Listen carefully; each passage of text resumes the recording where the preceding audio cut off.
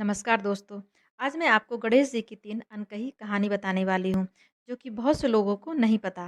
तो आइए सुनते हैं। पहली कहानी।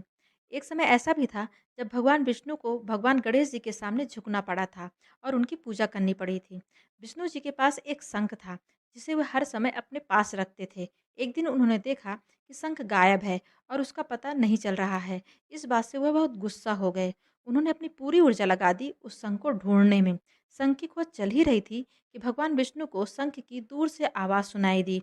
उन्होंने उस दिशा में खोजना शुरू किया तो उन्हें पता चला यह आवाज़ कैलाश पर्वत से आ रही है। वह कैलाश पर्वत जा पहुँचे तो उन्होंने देखा कि शंख भगवान गणेश जी ने ले लिया है और वे उन्हें बजाने में व्यस्त हैं। यह जानते हुए कि भगवान गणेश जी आसानी से नहीं मानने वाले हैं, तो वह शिव जी के पास मदद के लिए उनके पास गए और शंख लौटाने का अनुरोध किया। शिव जी ने बताया गणेश जी की इच्छा पूरी करने के लिए अभी उनके पास शक्ति नहीं है। सिर्फ एक ही उपाय है कि उनकी पूजा की जाए। तो भगवान विष्णु जी ने पूरे रीति रिवाज के साथ गणेश जी की पूजा की और गणेश जी ने प्रसन्न होकर उनका शंख उन्हें वापस लौटा दिया। दूसरी कहानी। क्या आप जानते हैं कि भगवान गणेश जी को विघ्नहर्ता के साथ विघ्नकर्ता क्यों कहा जाता है? क्योंकि एक बार जब भगवान विष्णु की शादी हो रही थी तो सारे देवता उनकी शादी अटेंड करने चले गए, पर गणेश जी थे जो कि स्वर्गलोक की रखवाली कर रहे थे। अब वहाँ पर नारद जी आते हैं और गणेश जी को चिढ़ाने के लिए वो बोलने लग जाते हैं कि आप तो बहुत मोटे हैं और ज़्यादा खाना खाते हैं, इसलिए आपको शादी में नहीं बुलाया गया है।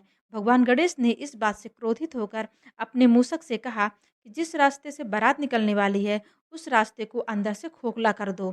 अब मूषक अपनी पूरी सेना लेकर उस रास्ते पर एक बहुत बड़ा गड्ढा खोद देता है और जब बारात वहाँ से निकलती है, रथ के सारे पहिए वहाँ पर फँस जाते हैं और कोई भी देवता रथ के पहिए को निकालने में समर्थ नहीं होता है।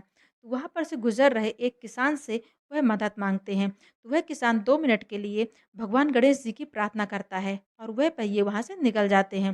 तो सारे देवता उससे पूछते हैं कि उसने भगवान गणेश की प्रार्थना क्यों की? तो वह आदमी देवताओं को बताता है कि भगवान गणेश ही प्रारंभ के देवता हैं और वही सारे विघ्नहर्ता हैं। यह सुनकर सारे देवताओं ने वापस जाकर गणेश जी से माफ़ी मांगी। तीसरी कहानी। कई लोग यह नहीं जानते हैं कि गणेश हमेशा मूषक पर ही सवार क्यों होते हैं। इसके पीछे एक कहानी है। एक बार भगवान इंद्र के दरबार में कंस नाम का गंधर्व रहता था, जो अप्सराओं के साथ छेड़खानी कर रहा था। गंधर्व इंद्र के दरबार में संगीतकार हुआ करते थे। जब इंद्र ने यह सब देखा तो उन्होंने क्रंच को अपने पूरे जीवन के लिए मूषक बनने का श्राप दे दिया। क्रंच मूषक बनकर आसमान से ऋषि पराशर के आश्रम में गिरा। क्रंच ने आश्रम के ग्रंथ, भोजन, वस्त्र सब तहस-नहस कर दिया। यह सब देखकर ऋषि पराशर बहुत दुखी हुए और भगवान गणेश जी के मदद मांगने के लिए उनके पास गए।